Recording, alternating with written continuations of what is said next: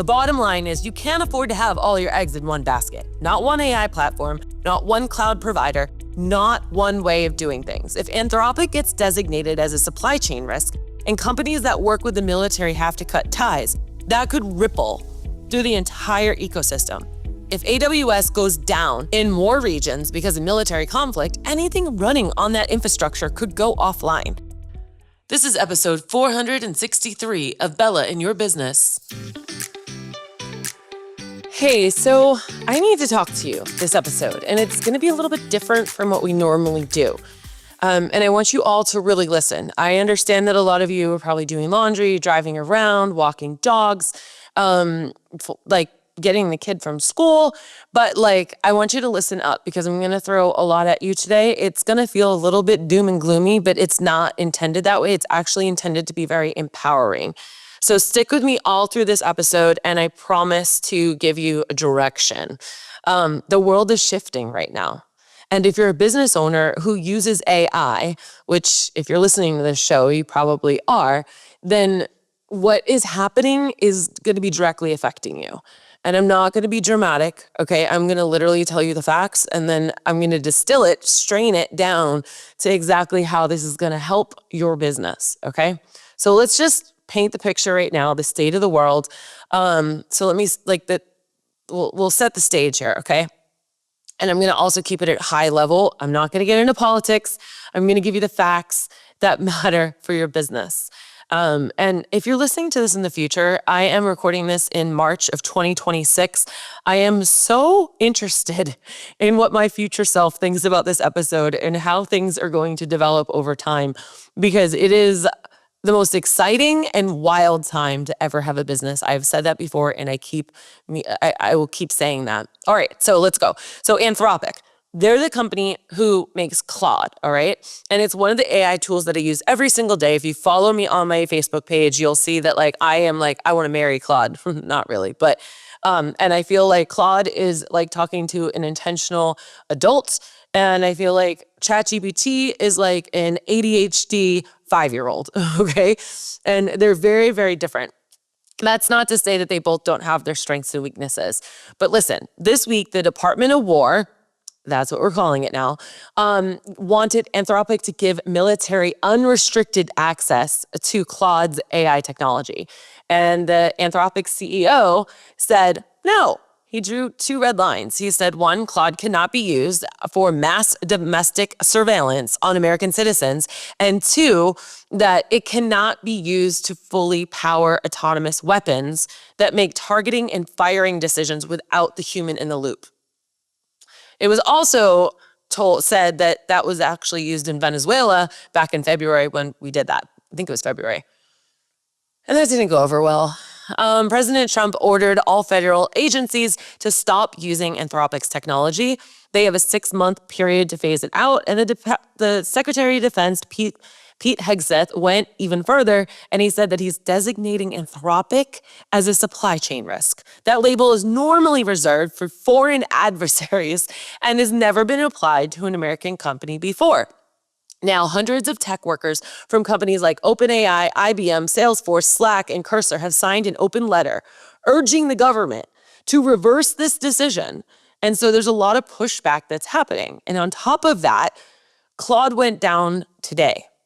That was this morning when I'm recording this on the 2nd of March in the morning, a major global outage. The company says it's been dealing with unprecedented demand, which makes sense because after all this news broke, Claude actually shot to number 1 on the Apple App Store. People are rallying behind all of this, all right?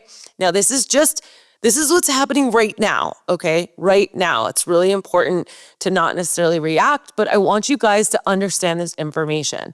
And so Claude could get harder to access, whether it's because of governmental pressure, demands from outages, or infrastructure issues, which I'll get into a second. It's a real thing. No matter what, it's a real thing and it impacts your business, which is why I'm here today, okay? So now, here's where it gets interesting and honestly a little messy. Earlier this week, Sam Altman, the CEO of OpenAI, actually came out and praised Anthropic for taking a stand. He wrote a company memo that was seen by the BBC, and It wasn't just an Anthropic issue. It was an issue for the whole entire industry. And that was important to clarify because it's where everyone stands. And then, literally hours after Anthropic got blacklisted on Friday, OpenAI swooped in and signed a deal with the Department of War to deploy its models in a classified military environments. So on one hand, OpenAI is saying we stand with Anthropic, and on the other hand, they're signing a deal that Anthropic just refused to sign. Altman himself said that the deal was, quote, definitely rushed, and that he did it because he wanted to de-escalate things between the government and the AI industry. I used to watch All My Children with my mom when I was little. This has got nothing on this.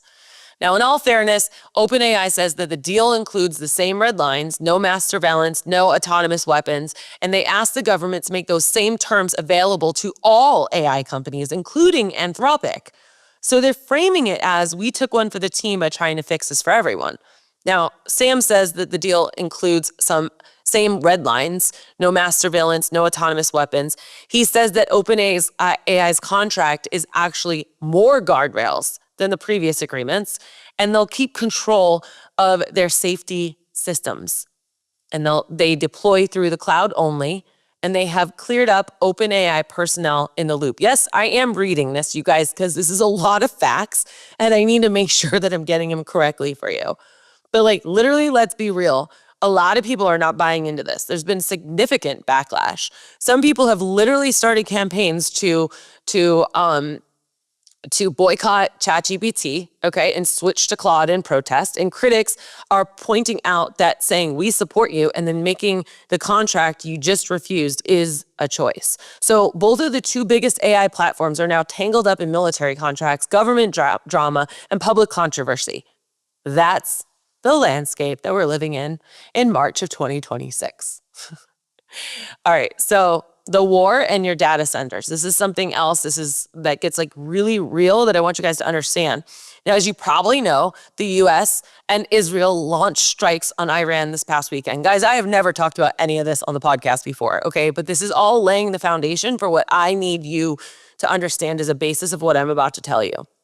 Okay, so Iran's supreme leader was killed. Iran retaliated with massive drone and missile strikes across the Middle East, hitting targets in the UAE, Bahrain, Kuwait, Qatar, and more. And one of the things that got hit, it was an Amazon Web Services data center in the UAE. Objects struck the facility, caused a fire, and knocked it offline. A second data center in the same region went down after that. AWS centers in Bahrain, I hope I'm saying that right, are also experiencing connectivity issues. Now think about that for a second, because I know you guys have all lived through when AWS goes down. It affects a lot of websites that we use, okay? AWS is Amazon Web Services. It's the backbone of a huge portion of the internet. It powers businesses, apps, websites, and yes, the cloud infrastructure that Anthropic runs Claude on. Oh my goodness. This is the first time in history that a major US tech company has had a data center knocked out by military action. Not oh, we had an outage. This is military action. It's not a hypothetical risk anymore. This is a real thing that happened this weekend. AWS is now telling customers to fail over to other regions and not rely on the Middle East infrastructure right now. And I have people that I actually know that are managers for these things that are dealing with this. They're getting the call at 2:00 in the morning saying, things are down. We need you to help get this back up, okay? So what does this all mean for you? The bottom line is you can't afford to have all your eggs in one basket. Not one AI platform, not one cloud provider, not one way of doing things. If Anthropic gets designated as a supply chain risk and companies that work with the military have to cut ties, that could ripple through the entire ecosystem. If Anthropic gets if AWS goes down in more regions because of military conflict, anything running on that infrastructure could go offline. Yes, it probably will come back up. But what's going to happen in that offline? You could be at a pet visit trying to access your notes and you don't have them. If OpenAI's deal with the Department of War creates public backlash that changes how the company operates, that affects your ChatGPT workflows too. And that's why I've been saying for months that you need more than one horse in this race. And now the world is literally proving me right in real time. Okay, so what are we going to do about this? So now you understand why it matters to know more than one AI platform. Let me give you a quick lay of the land. I'm going to run through some major platform players and tell you what each one does and what's different. I'm not going to get in the weeds. That's what my mastermind is for, but I want you to at least have a mental cap of what's out there. All right, so we got ChatGPT, OpenAI. This one's probably the one that everyone knows the best. It's the most popular AI chatbot in the world. In 1 week, it got 1 million users in December of 2023. I was one of them. Hundreds and millions of people use it now. It does best. It's like your all-arounder. It brainstorms, idea generation, quick tasks. It has a big ecosystem. And genuinely impressive real-time voice conversations. It can generate images with DALL-E, and which none of the others can really do natively, all right? What you need to know is that OpenAI just signed the military deal I just mentioned, and the company is also going through a restructuring to become a for-profit company. Lots of changes happening. That's just the tip of the iceberg. I could get way more into it, but we're going to just stay there for now. The next one is Claude, which is Anthropic, okay? This is the one I personally reach for when I need a deep, nuanced thinking and high-quality writing. What it does is Claude is a powerhouse, okay? In long-form context, complex analysis, coding. I've literally rewritten my website on it from a coding perspective, and I am not a coder. I have written my book on it. It's beautiful, okay? I have used and abused it and stress tested it. Let me just tell you that, okay? And it's really good for long documents and remembers a lot of stuff. And its project feature is honestly one of the best organized ways to set up custom AI workspaces. So what you need to know is that Anthropic is in the middle of a government drama that I just told you about, and Claude had a major outage today when I'm recording this, which is March 2nd, Monday, March 2nd. But the tech itself, it's incredible, okay? And the company is standing on a principle, which is why so many people are rallying behind it. Now we also have Gemini, which is by Google, and that's Google's AI, and it's come a long way. Gemini 3 has basically caused the shakeup at OpenAI recently.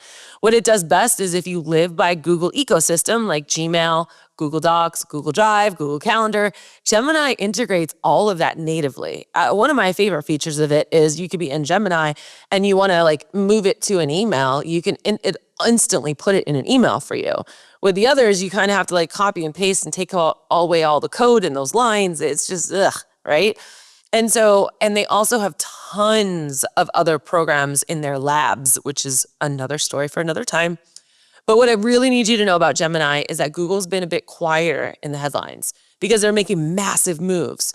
Anyone who runs business on Google Workspace, this is a kind of no-brainer to at least be familiar with. So you're probably already paying for Gemini, so use it, okay? Like if you have Google Workspace, you already have Gemini. Now there's Grok by xAI, which is Elon. So Grok's different. It's built into the X platform, which is formerly Twitter. What it does best is real-time information because it's plugged directly into X. It can pull up what's trending and what's happening right now in a way that the other models can't. It's also least restrictive of the major models, which means it'll engage with topics that other AIs won't touch, which is good and bad. And it recently got integrated into Tesla's vehicles for voice commands. So what I want you to know about Grok is that xAI also has a deal with the Department of War for classified systems, and Grok was recently acquired by SpaceX, and that got a reputation for being a bit spicy. It has personality. Some people love that, some people don't. And it's also had issues with hallucinations and image generation controversies. It's a $30 a month for Super Grok plan. And then we got Manus. Manus is one of the newer, and a lot of people haven't even heard about it yet, but it's worth knowing about. So what it does best is Manus is, first of all, it's inside Facebook or Meta. And Manus is what's called an autonomous AI agent. Unlike a chatbot where you go back and forth in conversation, Manus takes your goal, breaks it into steps, and just does it.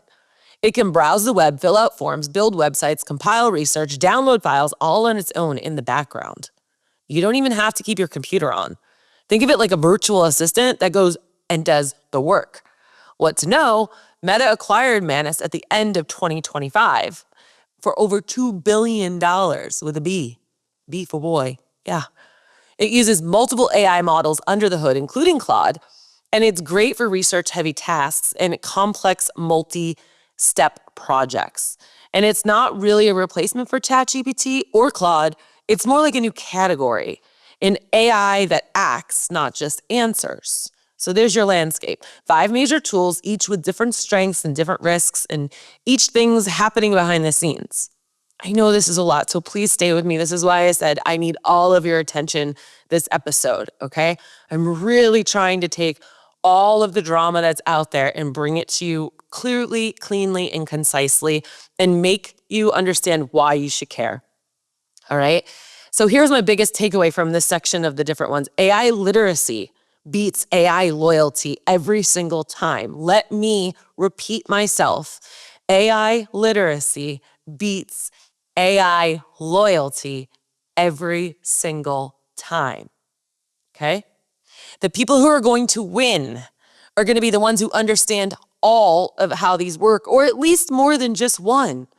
Not the ones who just pick one and like they just cross their fingers and they're like, I'm just going to stay on here until boat sinks, right? And by the way, if you don't want to pay for 3 or 4 separate different subscriptions, or you want to be able to like try them out, I really suggest you go to jumpconsulting.net/magi, MAGAI. My good friend Dustin owns that company and has for years, and he built it on himself. He used to be a marketer. And it's great because you can get all of the LLMs in there for one price. It's like $20 a month for the cheapest plan. And if you use my link, jumpconsulting.net/magi, MAGAI, you get 30% off for the first 3 months, which makes all of them $14. We could talk about that later. I'm going to keep moving on. All right, so the mindset shift that comes with everything. So now that you know everything that's going on in the world and with the government, and you know a brief understanding of like the 5 major models, okay, now we need to talk about the thing that actually holds people back from being multi-platform, which is my whole entire reason for doing this episode today. So please listen up, all right? It's not the technology, because they're all actually pretty easy. It's not the money, because if you really think about it, most of these models are $20. And you, fight me. Tell me that this does not make you $20 immediately, okay, with the work that it can do for you. Your AI definitely is worth $20 a month, okay? So it's not the technology, and it's not the money, and it's not the time. It's the belief that you're somehow trapped. Like, I don't know, like I've never seen so much in the past week. Everyone says, how do I switch? How do I switch? Like we're switching internet providers or we're switching cell phone contractors. That's not it, okay? It's the belief that somehow you're trapped. This is what we need to switch in our mind, and this is what I'm here for. And I hear this all the time, but Bella, I've spent months training ChatGPT. I can't start over, or it knows my voice, it knows my projects, it knows how I work, or switching platforms is like switching from Apple to Android. And lovingly, no. None of that's true, you guys. Like, let's start with Apple to Android comparison because I hear it all the time, all right? When you switch smartphones, you're changing an entire ecosystem, and it is like learning a whole new language and a whole new way of working, okay? Your apps, your muscle memory, your accessories, your workflow, it's a massive disruption. But switching AI platforms, you're just opening a different browser. That's it. The interface looks a little different. The button is in a different spot, but the work is the same, and your brain is all the same, you guys. And here's the thing about ChatGPT knowing you. That memory, it's just a text summary of your preferences. Your custom GPTs, it's just instructions and uploaded files. That's it. There's no magic. There's no secret sauce. It's text, and text that's portable. This is the mindset shift I need you to make right now. You, my friend, my listener, my jumper, you are the operating system. The AI is just an app, okay? You are the operating system. The AI is just an app. your frameworks, your processes, your expertise, your voice, all that lives inside of you, not ChatGPT or Claude or Gemini. It's in you. This AI tool that executes your vision, the AI tool executes your vision. It has to be directed by someone, and that is you. And just like you wouldn't panic about switching from one drill to another drill, or one brand to like a store brand to a main brand or something, don't panic about this, because switching a platform is not the end of the world. And that's why I love Magi, because if you're like, oh, well, I don't know, you can go do both of them. Honestly, the way that I use it, and I really do believe that we should be multifaceted here, is that when one doesn't give me the answer I want, I go to the other one. When mom says no, I go to dad. True. But that doesn't happen. Or I have a project and I'm like, oh, you know what? This one would be great for this project because I've spent the time in getting to know them. Okay. And I'm not just saying this theoretically, like I did this when I first realized that operating across ChatGPT, Claude, and Gemini, I literally had my VA go into every single one of my custom GPTs, pull out all the instructions, downloaded all the knowledge files, they're in our Google Drive, and replicate them across the platform. So she took the GPT from Chat and she made a project inside Claude and a gem inside Gemini. It's that simple. It's not like you have to figure out this whole new world. It's the same. Okay. It took her a couple hours, and now no matter which school I pick on any given day, it has the same understanding of how I work. I go to where the best output is for that specific task. That's freedom. That's AI literacy. And that's what I want to empower you with this episode today, is to be AI literate. Okay. So, all right. I know some of you are saying like, okay, great. So how do I do it? I wrote a full step blog with the exact prompts for everything, and I'll link it in the show notes. All right. But let me give you a really quick version here. Step 1, get your master blueprint. So open a new chat in ChatGPT and ask it for a comprehensive persona guide based on everything it knows about you: your writing style, your project frameworks, your work preferences, your communication style. Tell it to format the whole thing as a markdown file. A markdown file is because it's a universal format that every AI platform reads natively. It's clean, it's lightweight, there's no weird formatting issues. I explain this more in the blog post. Step 2 is export your custom GPT. So open up every single GPT, hit edit, copy the instructions, download the knowledge files. That's it. It's like 30 seconds per GPT. Step 3, set up your new workspace. In Claude, create a project, paste your blueprint into the project instructions, and upload your files. You can even call it the same thing. In Gemini, create a gem. Same instructions, same files. Done. You just rebuilt months worth of training in 15 minutes. Don't overthink this. And if you have questions, message me. I'm everywhere on the internet. Now, I'm literally keeping this very high level on a purpose, because the blog has exact prompts, step-by-step screenshots, all of that. And if you want someone to actually walk you through it and optimize your whole AI system, that's what my mastermind's for. That's where we go deep, or that's where one-on-one intensives with me are. But to the point, the mechanics of moving is not hard. You really don't need me for that, honestly. I mean, you can pay me if you want, but I really prefer not to take your money on that because it's easy. And the strategy and the mindset is the part that you really need someone good in your ear on.